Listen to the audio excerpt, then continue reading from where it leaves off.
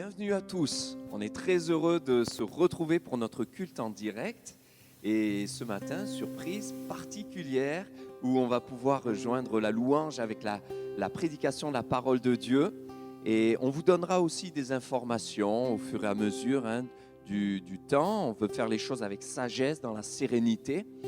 C'est vrai que nous allons pouvoir réouvrir les lieux de culte. Cependant, nous désirons le faire, nous, avec sagesse, comme je le disais il y a un instant, sérénité. Donc progressivement, nous verrons. Pour l'instant, nous continuons à maintenir notre programme via les vidéos que nous transmettons. Et vous savez que vous pouvez aussi vous adresser à nous. Vous pouvez nous contacter si vous avez besoin. Le Seigneur est là, il n'a pas changé. Il est ce Père rempli d'amour qui peut agir tantôt d'une manière, tantôt d'une autre, mais il n'est pas limité. Je vous fais quelques annonces dès maintenant. Une fois n'est pas coutume, mais je vous invite à être bien attentifs parce que tout à l'heure, comme d'habitude à 11h30, nous avons un programme particulier. La joie d'avoir toujours ce club à la maison où on se régale, de voir cet enseignement non seulement pour les petits, mais pour les grands, pour les familles. Et on vous invite à être présent devant votre écran à 11h30. Et puis cette semaine, mardi soir, il y aura une réunion d'évangélisation. Et là aussi, on vous invite à écouter la parole de Dieu qui sera annoncée par le pasteur, M. Bazin. Jeudi, nous aurons notre partage biblique avec M. Zolesio. Et samedi, avec le pasteur Alain Trichard. Et dimanche prochain, notre culte ensemble. Voilà, maintenant, nous sommes prêts. Nous voulons louer le Seigneur de tout notre cœur. Il est si bon, il est si grand. Je vous dis maintenant, à dans un instant, et élevons nos cœurs vers notre Seigneur. Amen. Bonjour l'église, j'espère que vous allez bien. Bon voilà, on est hyper heureux d'être avec vous ce matin. Voilà, donc on est en direct. Pardonnez-nous peut-être les fautes qu'il peut y avoir, mais on le fait de tout notre cœur pour Jésus. On est tellement heureux d'être avec vous, on vous imagine dans votre salon, peut-être sur votre canapé. Voilà, en tout cas, n'hésitez pas à être debout, assis, sentez-vous libre et que nos voix puissent s'exprimer librement pour Jésus. Nous sommes rassemblés ensemble pour lui, derrière nos écrans, et on va passer un temps merveilleux dans sa présence. Soyez bénis. Christ est la lumière du monde.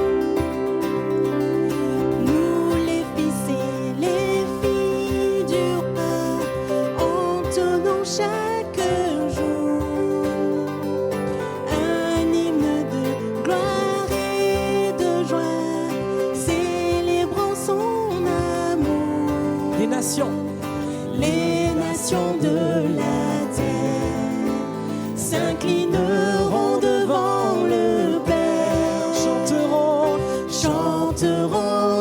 ensemble, victoire, Christ est la lumière du monde, que sa gloire couvre la terre, puissance infinie qui libère. Son nom est saint, il est saint, il est... Christ est la lumière, Christ est la lumière, oh.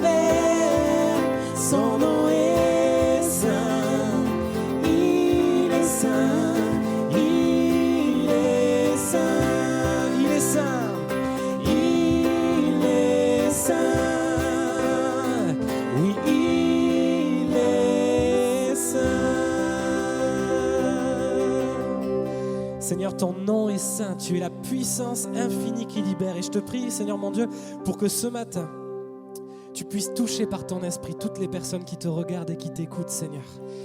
Que tu puisses vraiment toucher par ton esprit ce matin toutes les personnes qui te regardent et qui t'écoutent, Seigneur mon Dieu. Nous voulons passer un moment près de toi. Un moment près de toi, Jésus. Tu es la puissance infinie qui libère. Seigneur, envoie, Seigneur mon Dieu, ta présence parmi nous. Seigneur, tu es là parmi nous. Merci, Seigneur mon Dieu, pour la vie que tu donnes, pour la guérison, pour la bénédiction. Merci d'agir maintenant dans les cœurs et dans les vies. Merci pour ce que tu fais. Alléluia. Seigneur, malgré ce confinement, on peut dire avec tout ce qu'on a vécu, tu étais et tu seras toujours le même, Seigneur. Amen. Tu étais, tu es, tu seras toujours le même, toujours le même. Tu as fait, tu fais, tu feras tant de merveilles, tant de merveilles. En ton temps, tout s'accomplit. Tu es Dieu, le grand je suis. Tu nous ouvres et tu nous ouvres grand les portes du ciel. Tu nous fais vivre ta présence bien plus précieuse que les plus beaux diamants. Elle nous suffit à chaque instant. Elle nous suffit pleinement.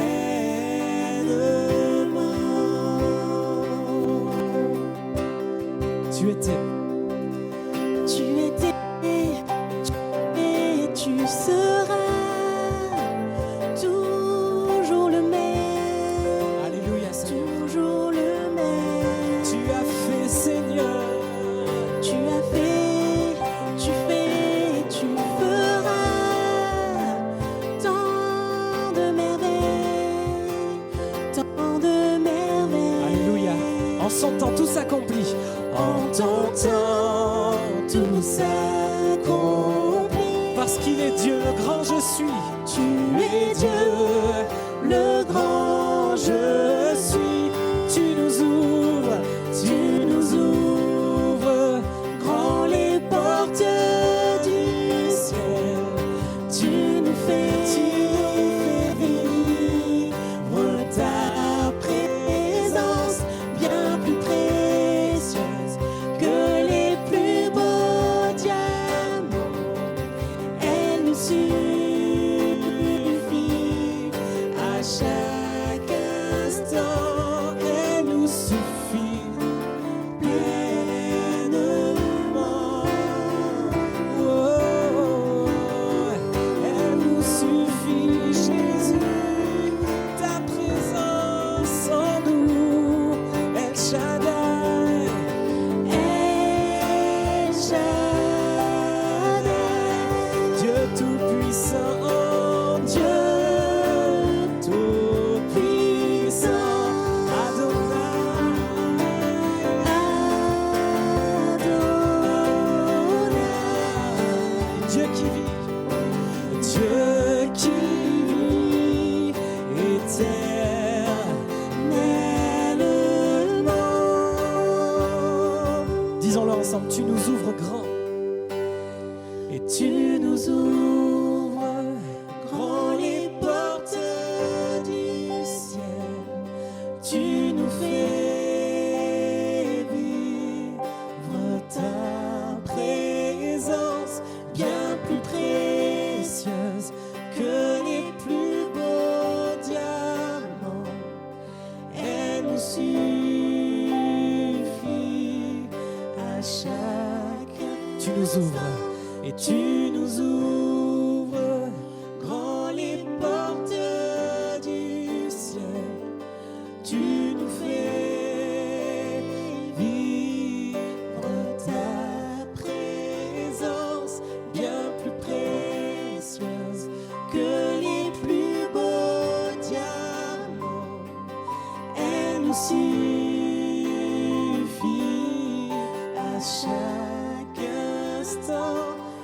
elle nous suffit pleinement.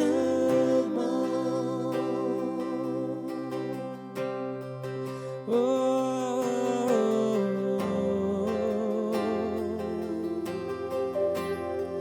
ta présence nous suffit, Seigneur Jésus, ta présence en nous.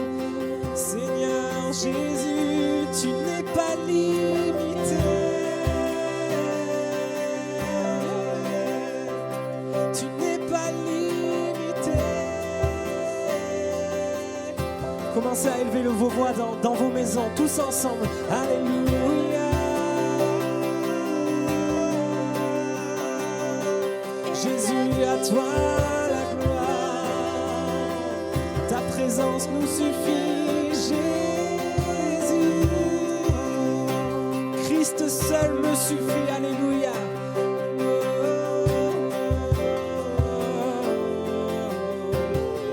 Ta présence est bonne, Jésus, elle nous remplit. Elle nous remplit chaque jour, même si les bâtiments sont fermés. Ton église, Seigneur, n'est pas fermée. Ta présence n'est pas fermée. Seigneur, tu bénis ton peuple, Seigneur, là où ils sont, là où il est, Seigneur, mon Dieu, tu bénis ton peuple. Tu prends soin de lui. Tu ne sommeilles ni ne dors. Le Dieu qui garde ton église, Seigneur. Alléluia.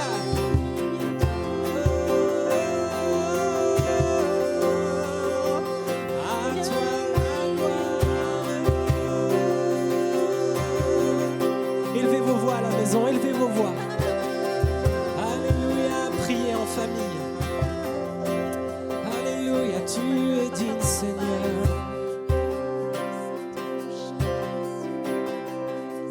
Tu es digne, Seigneur.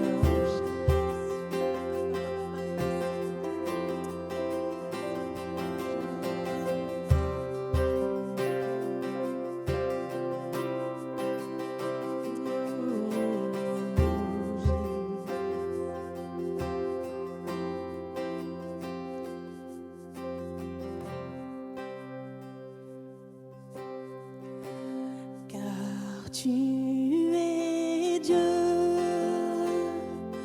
au-dessus de la terre.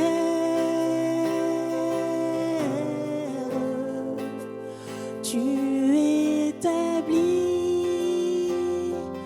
ton trône dans les cieux. Tous ensemble, car tu es Dieu. Car tu es Dieu au-dessus de la terre. Tu es le roi, tu es le seul Dieu. Dieu de gloire. Dieu de gloire, Dieu de gloire, Dieu de gloire, tu es roi. Chantons ensemble, Dieu de gloire, Dieu de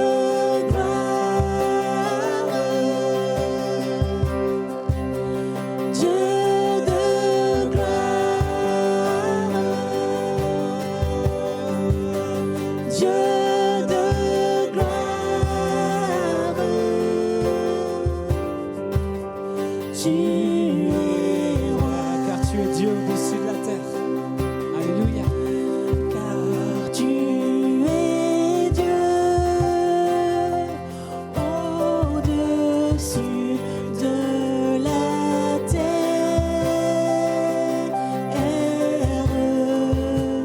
Tu établis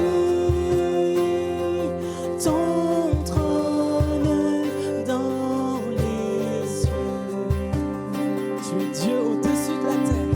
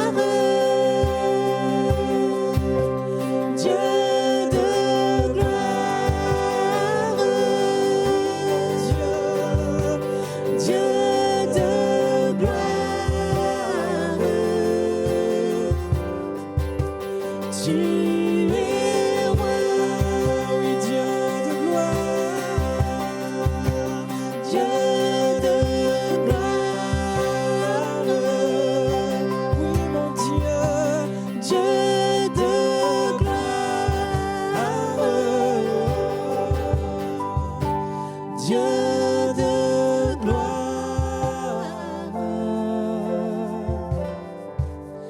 Tu es roi.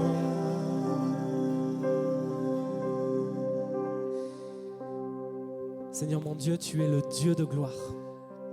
Tu es le Dieu de gloire, Seigneur, et tu es dans les cieux et tu nous regardes. Tu veilles sur ton peuple, Seigneur. Tu prends soin de ton peuple. Ta présence est toujours là, Seigneur Jésus. Tu ne changes pas, tu es immuable, Seigneur. Nous sommes tellement heureux de pouvoir élever nos voix envers toi, de pouvoir te dire que nous t'aimons, que nous t'adorons, que nous te louons ce matin. Nous sommes tellement heureux d'être rassemblés dans les maisons, autour de ta personne, autour de ta présence. C'est pour toi que nous sommes là. C'est pour toi que nous regardons la télévision. C'est pour toi que nous regardons notre téléphone ou notre tablette. Seigneur Jésus, c'est pour toi. Maintenant, Seigneur mon Dieu, que nous puissions vraiment être à l'écoute de ta parole, qu'elle puisse vraiment nous remplir, Seigneur. Comme le dit le psalmiste, Seigneur, rends-moi la vie selon ta parole. Que tu puisses bénir ce matin et encourager par ta parole. Amen. Alléluia, gloire à Dieu. Quelle joie pour moi entendre, entonner, reprendre ce chant, mais c'est d'une joie extraordinaire. Je ne sais pas si vous l'imaginez.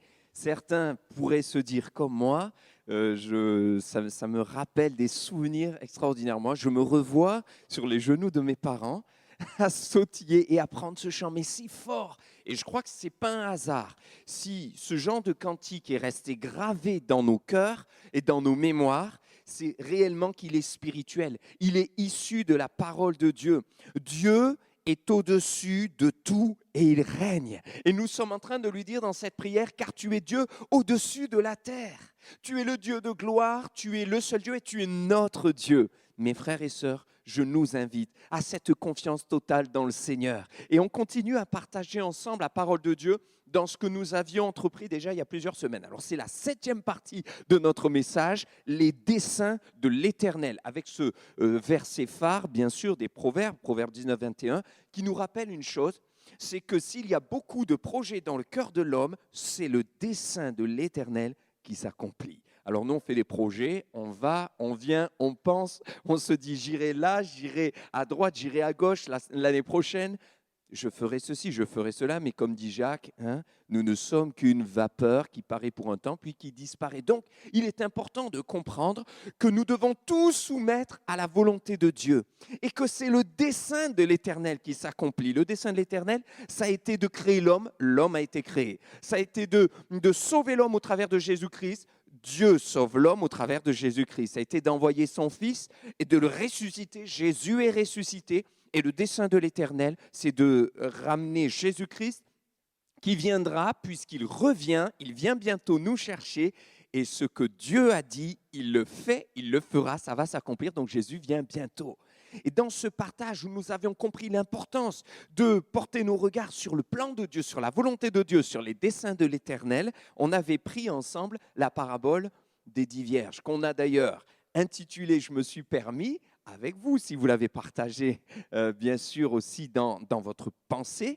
Je me suis permis de changer un petit peu le titre et de mettre la parabole des veilleurs. Nous sommes encouragés à veiller parce que Jésus vient bientôt. Veillez et priez, voici ce qu'il nous dit. On va relire ce passage et vous allez voir que nous allons basculer du verset 4 au verset 5 pour partager ce matin un thème extrêmement profond dans la parole de Dieu, le repos en Christ. Matthieu chapitre 25, verset 1er. Alors, le royaume des cieux sera semblable à 10 vierges qui, ayant pris leurs lampes, allèrent à la rencontre de l'époux. 5 d'entre elles étaient folles et 5 sages. Les folles, en prenant leurs lampes, ne prirent point d'huile avec elles, mais les sages en prirent, et elles prirent donc avec leurs lampes de l'huile dans des vases. Et comme l'époux tardait, toutes s'assoupirent et s'endormirent. Au milieu de la nuit, on cria « Voici l'époux, allez à sa rencontre !» Et alors, toutes ces vierges se réveillèrent et préparèrent leurs lampes. Les folles dirent aux sages « Donnez-nous de votre huile, car nos lampes s'éteignent. » Et les sages répondirent « Non, il n'y en aura pas assez pour nous et pour vous. Allez plutôt chez ceux qui en vendent et achetez-en pour vous. » Et pendant qu'elles allaient en acheter, l'époux arriva. Celles qui étaient prêtes entrèrent avec lui dans la salle des noces, et la porte fut fermée. Et plus tard, les autres vierges vinrent et dirent, « Seigneur, Seigneur, ouvre-nous !» Mais il répondit, « Je vous le dis en vérité, je ne vous connais pas. Veillez donc, puisque vous ne savez ni le jour ni l'heure. » Amen. La semaine dernière, on a parlé de cet ustensile bien trop souvent oublié, les vases. L'élément le plus important, l'huile. Mais il n'y aurait pas eu d'huile en provision s'il n'y avait pas eu de vase. Autrement dit, les sages ont été appelés sages parce qu'elles avaient préparé et prévu des vases. Et elles avaient leur vase avec de l'huile, elles avaient leurs lampes avec de l'huile, mais quand les lampes se sont éteintes, elles avaient encore de l'huile en réserve. Donc les vases nous parlent des réserves, nous parlent de cette provision, nous parlent de ces précautions, de cette prudence que nous avons de maintenir quoi? L'huile. Et l'huile, c'est quoi? C'est notre communion avec le Seigneur Jésus. Et il y a juste après, donc ce verset 5 qui nous dit que toutes les vierges vont s'endormir, toutes les sages et les folles. Alors, souvent, on entend une interprétation qui spiritualise un petit peu les choses, et certainement ce que Jésus lui-même n'a pas spiritualisé lorsqu'il a expliqué cette parabole et qu'il l'a donnée. On entend par exemple que si toutes les vierges se sont endormies, eh bien c'est certainement parce qu'à la fin des temps, tous les chrétiens dormiront, qu'il y aura un problème spirituel et un sommeil spirituel. Je pense que cette interprétation n'est pas la bonne. Premièrement, parce que Jésus ne donne pas cette interprétation du sommeil. Deuxièmement, parce que les 10 se sont endormis, pas que les folles, mais aussi les sages. Et troisièmement, parce que lorsque nous regardons leur sommeil, il ne semble pas être un sommeil coupable. C'est donc 4 parties que je vais partager avec vous après cette introduction sur le sommeil. Sommeil coupable ou sommeil responsable, c'est notre introduction. Puis ensuite, on va voir le repos du salut. Nous verrons le repos des morts en Christ, ceux qui se sont éteints et qui étaient dans la foi. Puis le repos du corps et on terminera par le repos de l'âme. Certainement, ce message se poursuivra la semaine prochaine. Si on n'a pas le temps de terminer, comme ça, on va aussi prendre le temps de bien digérer l'enseignement du Seigneur. C'est surtout ça le plus important, puisque Jacques le disait, on entend, on écoute, mais le plus important, c'est de mettre en pratique. Comme lorsqu'on se regarde dans un miroir, le but, ce n'est pas de repartir comme on était, mais c'est de pouvoir arranger ce qu'il faut arranger. On a regardé le miroir, mais cela a été d'une grande utilité pour nous. C'est l'exemple et l'illustration que donne Jacques pour dire maintenant, si vous regardez dans le miroir de la parole de Dieu, eh bien, il vous faut mettre en pratique ce que le Seigneur vous dit. Et c'est ce qu'on va faire ensemble. Alors, pour aller plus loin dans cette introduction, sommeil coupable ou sommeil responsable, les deux sont possibles en réalité. Et je voudrais attirer votre attention sur le fait que finalement, si on réfléchit bien à l'enseignement de Jésus, le sommeil des vierges folles n'est pas le même que le sommeil des vierges sages. Pourtant, toutes s'endormirent. Cependant, comme on l'a dit précédemment, et vous allez bien pouvoir le comprendre avec l'enseignement de dimanche dernier, quand les folles se sont endormies, elles se sont endormies sans assurance, sans précaution, sans prévision, sans provision, sans vase. Elles se sont endormies sans assurance et sans avoir la sûreté, la garantie que le lendemain ou plus tard, dans quelques heures, elles auraient encore de l'huile et que les lampes seraient allumées. Alors que les sages se sont endormis, certes, mais le sommeil des sages n'est pas coupable puisqu'elles se sont endormies tranquillement, sereinement, avec beaucoup d'assurance, une assurance légitime dans la mesure où elles avaient des vases, elles avaient des prévisions, des provisions, elles avaient fait des précautions. Et leur réserve leur permettait de dormir sereinement en se disant, de toute façon, nous avons une assurance. Et là, je crois que ça doit nous interpeller parce que le Seigneur vient bientôt et il nous dit lui-même de veiller afin que nous ne soyons pas surpris. Nous sommes donc encouragés à quoi? À être surpris sans être surpris. Pourquoi est-ce que je dis ça? Je dis ça parce qu'en même temps, personne ne connaît ni le jour ni l'heure. hein, c'est ce que Luc dit dans Luc 12, 40. Il dit justement, tenez-vous prêts, car vous ne connaissez pas ni le jour ni l'heure de la venue du Seigneur, et il viendra à l'heure où vous n'y penserez pas.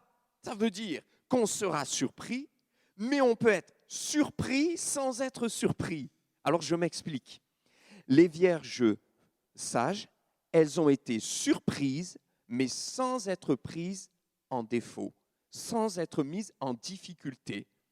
Elles ont été surprises, mais pas prises au dépourvu, parce qu'elles avaient fait des provisions, elles avaient fait des réserves, elles avaient anticipé, elles avaient pris leurs précautions, contrairement aux autres. Alors, je vais vous donner une illustration toute simple. Imaginez un élève ou un étudiant qui a une leçon. Il sait très bien que le professeur en question, qu'il a le lendemain à 8 heures, peut donner ce qu'on appelait, moi à l'époque, une interrogation surprise. Alors ceux qui ont vécu ça, ça doit leur rappeler des souvenirs. Interrogation surprise. Nous, on disait interro-surprise. Attention à l'interro-surprise. Aujourd'hui, on parle plus d'évaluation. Alors, évaluation surprise. Les professeurs qui me regardent doivent un petit peu sourire. Il y en a qui se plaisent à faire des évaluations surprises et les élèves doivent moins sourire, les étudiants aussi. Cependant, ces évaluations surprises permettaient aux professeurs de voir aussi les acquis et de vérifier la compréhension des élèves et les contenus d'apprentissage, hein, s'ils ont été intégrés ou pas. Imaginez maintenant deux élèves. Un élève ou un étudiant qui sait que potentiellement le lendemain, il peut y avoir une évaluation surprise, mais il ne se prépare pas, il ne révise pas, il ne travaille pas. Alors, il va dormir le soir, mais quel va être le type de son sommeil? Il va s'endormir, mais il y a une crainte, il n'y a pas d'assurance, il ne sait pas. Alors il dormira, il va se réveiller, mais il y a toujours cette angoisse, est-ce qu'il va y avoir évaluation surprise, interro-surprise. Et puis celui qui s'est préparé, qui a révisé, il a travaillé, il a revu son cours, il est prêt. Le lendemain, il ne sait pas s'il va y avoir l'évaluation. Donc, il va être surpris au moment où le professeur va dire « Prenez un stylo, feuille blanche, évaluation surprise ». Il sera surpris, mais sans être surpris. Il sera surpris, mais prêt. Surpris, mais pas pris au dépourvu. Et même, quel est le sentiment qu'il va avoir, ce qu'il va ressentir? C'est plutôt de la joie, de la satisfaction. Moi, je suis prêt. Tiens, j'ai même hâte de voir la copie. Puis il voit les questions, il dit « Ah, ça tombe bien, c'est exactement tout ce que je sais. » Et finalement, même en répondant, encore plus de joie va abonder dans son cœur parce qu'il va se dire « Je vais pouvoir rendre mon professeur fier. En tout cas, je suis fier de lui montrer que je n'ai pas besoin qu'on me dise « Fais ci, fais ça. » J'ai acquis, j'ai appris, j'ai travaillé ma leçon. Donc, il y a encore plus de joie pour celui qui est prêt de surprise, mais qui est prêt sans être dépourvu. Et le Seigneur nous dit « Voyez, soyez prêts. » Il y a un sommeil, effectivement, qui est coupable. C'est le sommeil où on n'a pas de garantie, on n'a pas d'assurance. Donc, avez-vous l'assurance de votre salut? Êtes-vous sûr que vous avez demandé pardon au Seigneur pour vos péchés, que vous avez confessé vos fautes, que vous vous attachez à lui, que vous êtes venu devant la croix humblement? Si c'est vrai, alors soyez dans la paix, dans le repos du salut. Mais David disait bien dans le psaume 13, verset 4, « Donne à mes yeux de la clarté, Seigneur, afin que je ne m'endorme pas du sommeil de la mort. » Voyez, là, il y a un sommeil dangereux. Ce sommeil dont l'apôtre Paul parlait dans Romains chapitre 13, verset 11, quand il disait « C'est l'heure de vous réveiller enfin du sommeil. » Parce que le salut n'a jamais été aussi proche que maintenant, et il est plus proche que lorsque nous avions et que nous avons cru. C'est l'heure de vous réveiller de ce sommeil. Ça, c'est un sommeil dangereux, le sommeil spirituel où on hésite, on n'y va pas. On sait que le Seigneur nous appelle à lui, nous appelle à la croix. Il vous appelle dans ses bras d'amour, il vous appelle au salut, il vous appelle au pied de la croix et vous résistez, vous continuez à demeurer dans ce sommeil spirituel. Là, oui, c'est quelque chose qui ne vous donnera pas du repos et c'est dangereux. Par contre, s'il y a un sommeil coupable, il y a un sommeil qui est responsable. Parce que est-ce que Jésus a dormi? Bien sûr, Jésus a dormi. Marc chapitre 4, verset 38, il a même dormi en pleine tempête. Il y a la tempête, les disciples s'agitent, et lui, il dormait à la poupe, sur le coussin. C'est bien ça, tranquillement. Il était dans le repos. Donc, il y a un sommeil qui est normal, qui est légitime, et qui est même voulu de Dieu. le repos du salut. Le Seigneur veut nous amener dans le repos du salut. Alors on va lire un passage qui est extrêmement important pour ça, c'est Hébreux chapitre 4. Alors vous pouvez bien sûr chez vous prendre vos Bibles et lire, mais autrement je vais le lire et vous avez la possibilité de voir le texte aussi s'afficher. Hébreux 4, 1. Craignons donc, tandis que la promesse d'entrer dans son repos subsiste encore, qu'aucun de vous ne paraisse être venu trop tard. Car cette bonne nouvelle nous a été annoncée aussi bien qu'à eux, mais la parole qui leur fut annoncée ne leur servit de rien, parce qu'elle ne trouva pas de foi chez ceux qui l'entendirent. Pour nous, nous avons cru et nous entrons dans son repos. Pour nous, nous avons cru, mes frères et sœurs, et nous entrons dans son repos, le repos du salut déjà. Pourquoi ? Parce que lorsque nous venons à Christ, nous entrons dans le repos en Christ, et le repos en Christ, c'est d'abord le repos du salut, la paix de se savoir sauvé, l'assurance de son salut. Voyez, comme les vierges sages, elles se sont endormies, mais leur sommeil était paisible. C'est un sommeil serein. Quand vous savez que vous avez de l'huile dans des vases, vous avez des réserves, tout va bien, je m'endors, calme et tranquille, serein. Vous savez, c'est un petit peu comme lorsque vous êtes endetté, vous ne vous endormez pas de la même manière lorsque vous avez ces soucis en tête, beaucoup de dettes à régler que vous n'arrivez pas à régler. Ça n'a rien à voir avec le fait de s'endormir quand vous avez l'esprit serein, que vous avez fait tout ce que vous deviez faire et qu'il n'y a pas d'épée de Damoclès au-dessus de votre tête. Le repos du salut, savoir que nous sommes en Christ, que nous sommes sauvés, pardonnés. Je voudrais inviter tous ceux qui écoutent ce message et qui ne sont pas encore à Jésus-Christ. Vous ne lui appartenez pas parce que vous ne lui avez pas encore donné toute votre vie. Mais il dit, venez à moi, vous tous qui êtes fatigués et chargés, je vous donnerai du repos. Du repos pour vos âmes. Le Seigneur vous invite à vous approcher de lui et à lui donner votre cœur. Parce que quand on donne notre cœur au Seigneur, qu'est-ce qui se passe ? C'est lui qui nous sauve. Autrefois, on chantait Éphésiens 2, 9. Ce n'est pas par les œuvres que nous sommes sauvés, afin que personne ne se glorifie, mais c'est par la foi en Jésus-Christ. Voyez, vous allez rentrer dans le repos parce que vous n'allez plus essayer de vous sauver par vos œuvres, vos capacités, vos compétences, vos bonnes œuvres accomplies, vos actions, vos œuvres de bienfaisance. Non, c'est fini. Ce n'est plus moi qui me sauve, c'est Christ qui me sauve, c'est lui qui me sauve, c'est son pardon qui me sauve, c'est sa croix qui me sauve, c'est sa grâce qui me sauve, c'est son amour qui me sauve, c'est son pardon qui me sauve, c'est son sang qui me sauve. Alors moi je fais ma part, je m'approche de lui. Je fais ma part, je lui demande pardon, mais c'est lui qui me sauve. C'est comme si tout à coup je m'assois sur une chaise. Ah, c'est la chaise qui me porte. J'entre dans le repos du salut. Entrez dans ce repos du salut. Mais je voudrais aussi encourager ceux qui sont déjà dans le salut, et écoutez bien, qui ne sont pas entrés dans le repos du salut. Parce qu'on peut être dans le salut, mais ne pas être dans le repos du salut. Pourtant, là, l'auteur de l'Épître aux Hébreux dit bien, nous qui avons cru, nous entrons dans ce repos. Nous devons le faire. C'est-à-dire que c'est notre part de lui faire confiance et de marcher par la foi. Tout est une question de foi. Quand je citais ce cantique qui n'est autre que Éphésiens 2, 8, 9, où il est dit « ce n'est pas par les œuvres que nous sommes sauvés », il dit bien l'apôtre Paul à l'église des Éphésiens, Éphèse, c'est par la foi. C'est par la foi. C'est-à-dire que le Seigneur dit, si je demande pardon, il me pardonne, je le crois par la foi. S'il me dit que son sang précieux me purifie, si je le crois, c'est par la foi. S'il me dit qu'au travers de l'œuvre de la croix, j'ai le pardon de tous mes péchés, c'est par la foi que je le crois. Donc la foi, c'est de placer sa confiance dans ce qu'il a dit, dans ce qu'il nous a promis, et de le serrer contre son cœur en refusant le doute et en chassant l'incrédulité. Par la foi. Et voyez, il y a des gens qui ont demandé pardon, qui sont venus au pied de la croix, qui ont accepté Jésus dans leur cœur, mais qui continuent à mettre leur salut en question.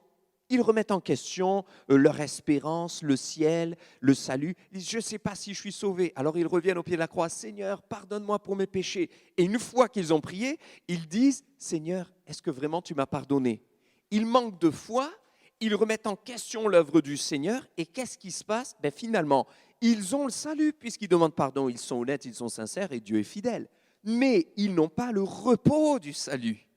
Ils sont entrés dans le salut sans entrer dans le repos du salut. Mon frère, ma sœur, mon ami, mes amis, la volonté de Dieu, c'est que nous entrions dans le repos du salut, où je n'ai plus de crainte, je lui fais confiance. Parce que la parabole des veilleurs, la parabole des vierges, et des vierges folles et vierges sages, elle n'est pas là pour que les gens, les chrétiens, les enfants de Dieu soient agités et disent, est-ce que je suis prêt, est-ce que j'ai peur, je m'agite, je stresse, est-ce que vraiment il va me prendre? Elle n'est pas là pour ça. Elle est là pour que nous nous préparions, pour que nous ayons de l'huile, pour que nous ayons une communion avec le Seigneur et ensuite que nous soyons dans le repos. Le repos du salut, la confiance dans le Seigneur. Il m'a dit que si je persévère dans cette communion avec lui, il est avec moi, donc il est avec moi, je lui fais confiance. Merci Seigneur pour tout cela. Voyez, parfois, notre prière démontre un manque de foi. Vous allez dire, mais qu'est-ce que le pasteur est en train de dire? Oui, prier, c'est un acte de foi. Quelqu'un qui prie, c'est qu'il s'adresse à Dieu, il fait confiance à Dieu. Mais parfois, le fait de prier démontre qu'on manque de foi. Quand et comment? Oui, ça dépend de l'orientation de la prière, la manière de prier, la façon de prier, ça dépend le cœur et l'attitude spirituelle. Et je vous donne un exemple concret. Quelqu'un qui demande à son frère de prier. Prie, s'il te plaît, pour moi. Prie pour moi. Puis à sa sœur, prie pour moi. Puis le lendemain, prie. Mais il est agité, il est stressé, il appelle tout le monde pour que tout le monde prie. Bien sûr, il faut que nous prions les uns pour les autres. Mais si le caractère et l'attitude spirituelle qui se révèlent, c'est l'agitation, alors elle démontre un manque de foi. Et la personne qui prie, qui demande la prière, en fait, elle n'est pas dans la foi. Mais elle a déguisé son agitation d'un vêtement spirituel. Parce que quand on est dans la foi, on prie et on sait que le Seigneur nous entend. Mes frères et sœurs, qui que vous soyez, le Seigneur peut vous entendre. Pas la peine de frapper à la porte de tous les grands pasteurs, les grands prophètes, les grands prédicateurs. Vous êtes une veuve, Dieu entend votre prière.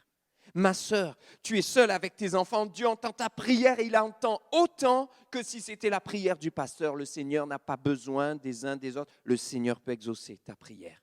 Tu es une enfant, tu es une jeune adolescente, tu es une préadote, je ne sais. Tu es un jeune garçon, Dieu entend ta prière et Dieu l'exauce. Tu n'as pas besoin d'un titre ni d'un intermédiaire. Le seul médiateur entre Dieu et les hommes, c'est Jésus-Christ. Et il est auprès de toi, il est dans ton cœur si tu l'as reçu. Amen. Le deuxième type de repos, c'est le repos de ceux qui se sont éteints en Christ, le repos des morts en Christ.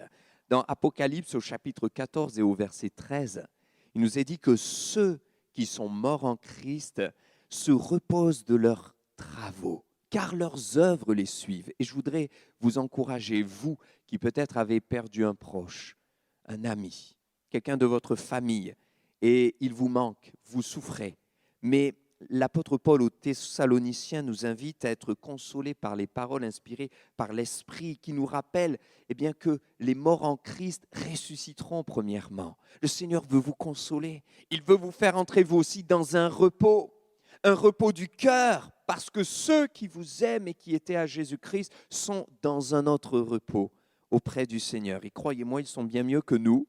Ils sont bien plus heureux et bien plus en paix que n'importe quel être humain ici sur la surface de la terre. Pourquoi?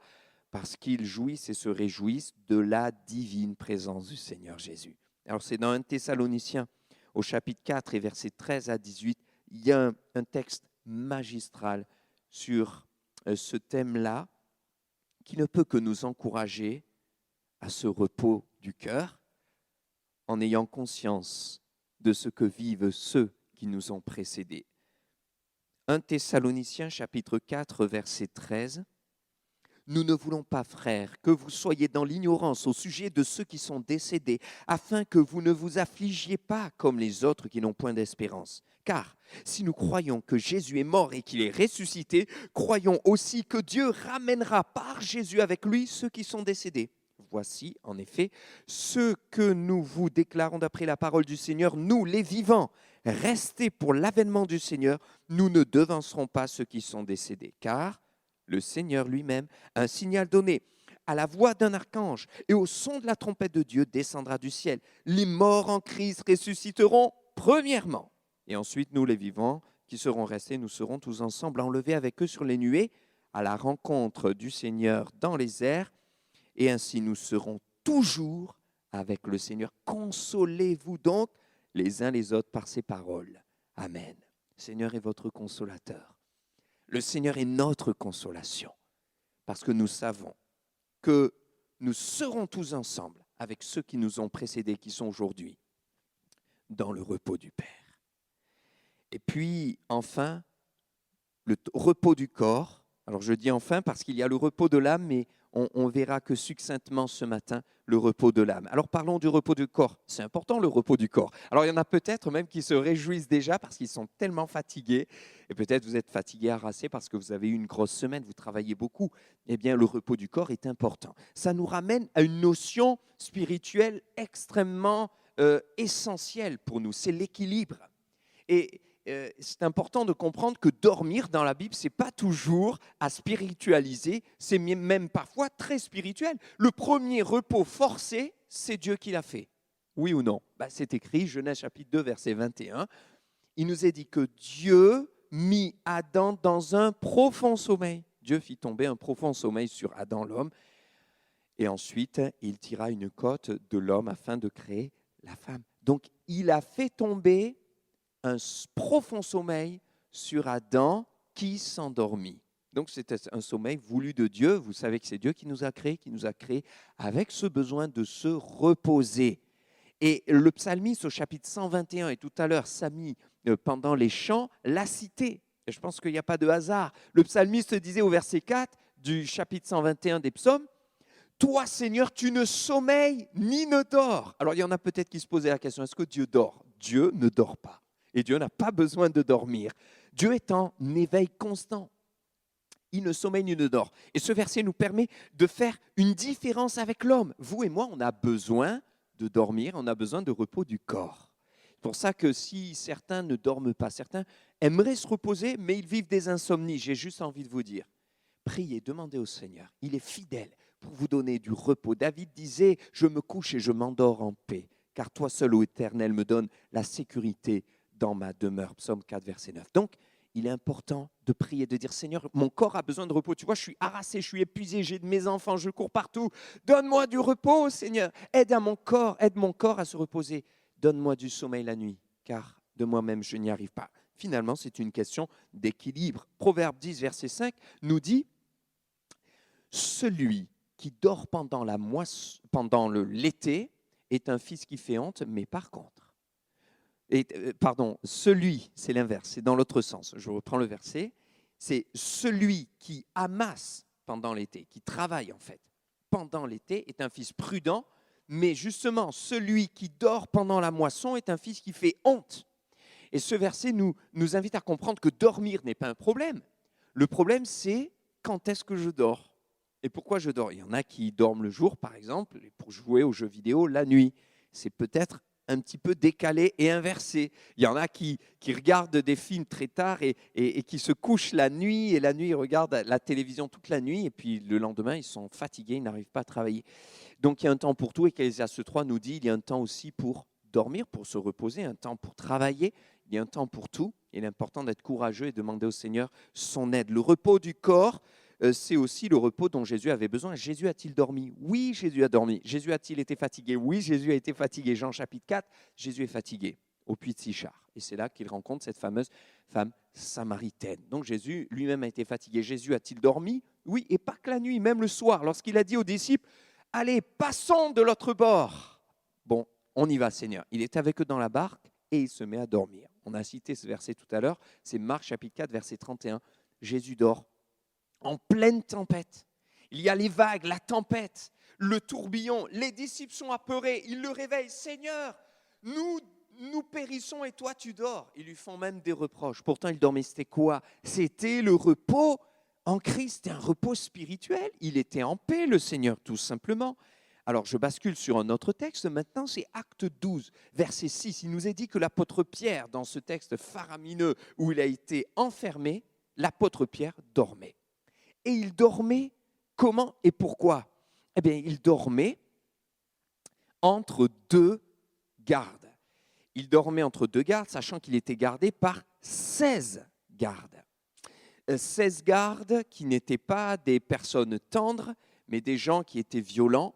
Et alors qu'il est là entre ces deux gardes, les mains enchaînées, il dort tranquillement. Et pourtant, on sait dans le contexte que l'apôtre Pierre, là, était il était en grande difficulté, puisque Hérode venait de faire périr Jacques et que Hérode était sur le point de tuer Pierre, en tout cas de le faire comparaître, et peut-être aussi pour le tuer. Pourquoi ? Parce que ça plaisait à la foule, ça plaisait aux Juifs.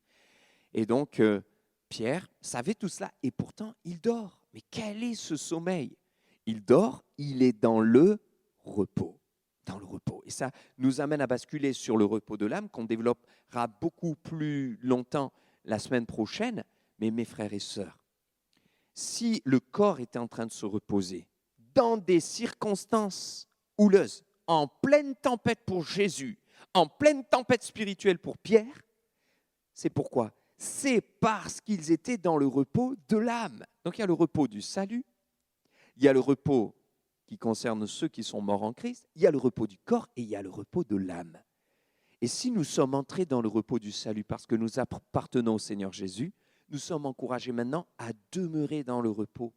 Et ça va nous amener à un repos de l'âme, où le cœur n'est pas sans cesse dans l'agitation en fonction des circonstances, à droite, à gauche, les circonstances extérieures qui l'entourent. On a ce verset que vous connaissez bien dans Matthieu 11, 28. Jésus dit « Venez à moi, vous tous, qui êtes fatigués et chargés, et je vous donnerai du repos pour vos âmes. » Du repos pour vos âmes. Il savait que nos âmes seraient en proie à des tourments, des difficultés, de l'agitation.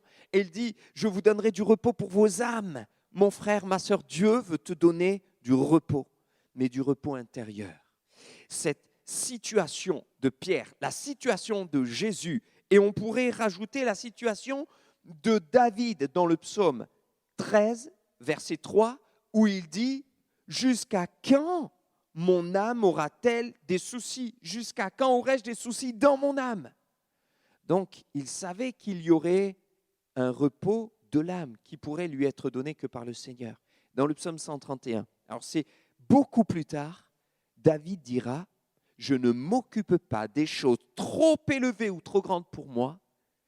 J'ai l'âme calme et tranquille comme un enfant sevré auprès de sa mère. »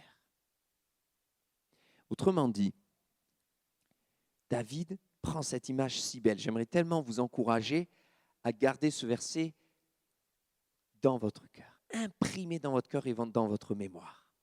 David dit, je ne m'occupe pas des choses trop grandes, trop élevées pour moi. Il sait qu'il y a des choses qui le dépassent. Il y a tellement de situations dans lesquelles il est impuissant, il ne peut rien faire. Peut-être c'est le cas pour vous. Et que dit-il ? Vous pouvez vous aussi dire comme David. J'ai l'âme tranquille et sereine. Je suis calme et serein. J'ai l'âme tranquille, calme et sereine, comme un enfant sevré auprès de sa mère. Voilà ce que le Seigneur voudrait. On soit calme et serein auprès de lui, en disant, mais finalement, Seigneur, tu contrôles tout. Et ce que je ne peux pas faire, c'est toi qui le fais. Je voudrais que tu redonnes du calme à mon âme. Le repos ne dépend pas des circonstances extérieures pour Jésus. Il y a la tempête, la barque est ballottée, il est dans le repos. Le repos ne dépend pas des circonstances extérieures pour Pierre. Il risque de mourir le lendemain, mais il dort. Le repos ne dépendra plus des circonstances extérieures pour David. Pourtant, il est roi, il est prophète, il est papa d'une grande famille. Il a une grande responsabilité. Il pourrait avoir des soucis qui l'empêchent de dormir, mais il a l'âme calme et tranquille, sereine, parce qu'il est auprès de Dieu et parce qu'il se confie dans le Seigneur. Alors, je termine avec ça. Dans Jean chapitre 8 et au verset 31, le Seigneur nous invite à demeurer en lui. Et il dit, mais si vous demeurez en moi, si vous demeurez dans ma parole, si mes paroles demeurent en vous, alors vous êtes réellement mes disciples. Et au chapitre 15, il dira plusieurs fois, verset 4, verset 7, puis verset 9, demeurez en moi, voilà ce qu'il nous demande. Et moi, je demeurerai en vous. Demeurez dans mon amour. Donc, être en Christ, c'est bien. Mais il nous demande de demeurer en Christ. Et c'est ce qui nous permet d'être dans le repos de l'âme. Seigneur, je t'appartiens, je suis dans le repos du salut, mais maintenant je veux aussi le repos de l'âme en toutes circonstances, te faire confiance et me rappeler que tu es maître et souverain. Et quand vous voyez les paroles de Christ à la croix, vous dites, mais c'est extraordinaire cette paix. Jésus qui a pu dire, je remets mon esprit entre tes mains. Il n'était pas en train de se plaindre alors qu'il agonisait sur la croix, crucifié. Il était en train de glorifier son Père. Père, pardonne-leur car ils ne savent ce qu'ils font. Et ce Christ qui a été crucifié et ressuscité, c'est notre espérance. Mes frères et sœurs, soyons dans le repos. Goûtons à ce repos, mais demeurons dans le repos de Christ, le repos du salut, le repos du corps, le repos de l'âme. Que son saint nom soit béni. Soyez encouragés, je vais prier maintenant.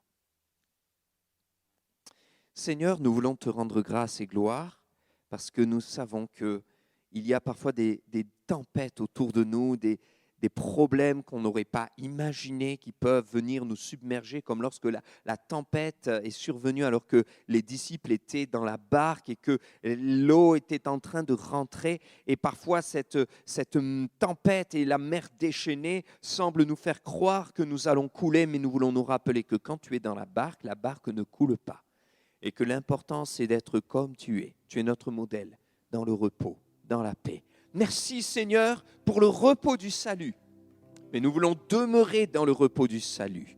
Merci Seigneur pour le repos de l'âme. Nous voulons maintenant demeurer dans le repos de l'âme. Et à chaque fois que notre âme s'inquiète, faire comme David, qui avait pu dire non seulement « Jusqu'à quand aurais-je des soucis dans mon âme ?» mais aussi ensuite « Mon âme est calme et sereine, tranquille. Elle est dans le repos car elle est comme un enfant sevré auprès de sa mère. » Nous voulons Seigneur garder nos yeux fixés sur toi, tu es merveilleux et infiniment grand. À ton nom soit la gloire pour toujours. Amen. Amen. Soyez puissamment bénis, mes frères et sœurs. Soyez encouragés, soyez fortifiés. Demeurez dans le repos de Christ. Et je vais vous inviter à ce temps de recueillement, ce temps de réjouissance aussi, ce temps de confiance au travers de ce cantique. Restez là encore avec nous quelques instants. Nous terminons comme cela. Quel repos céleste, Jésus, d'être à toi. Amen. Soyez bénis. À bientôt.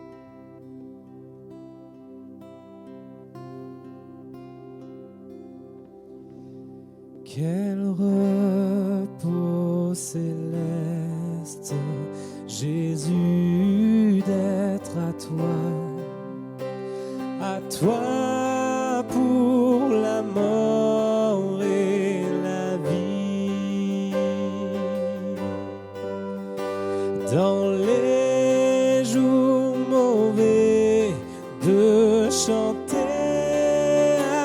avec foi, tout est bien, ma paix t'infinie.